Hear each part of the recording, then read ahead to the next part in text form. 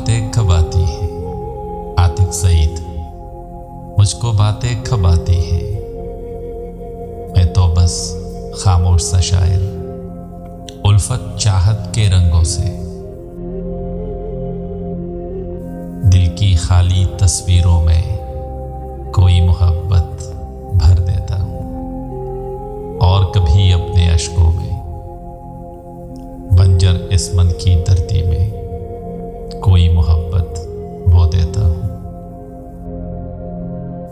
और कभी दीवार से लगकर कोई मोहब्बत रो लेता हूँ, और कभी आंखों आंखों में सारी बातें कह जाता हूँ।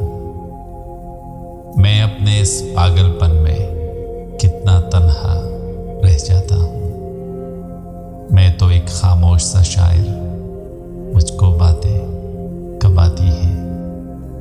मुझको बातें घर आती तो क्या तुम मुझको छोड़ के जाती, मेरे सपने तोड़ के जाती। मेरा कुल सरमाया था तुम, क्या वो मुझसे ले सकती थी। अगर मुझको बातें आती तो अपने लफ्जों के जादू से मैं भी तुमको ख्वाब दिखाता, तुमसे ढेरों प्यार कर पाता, तुमको अपना मीत बनाता।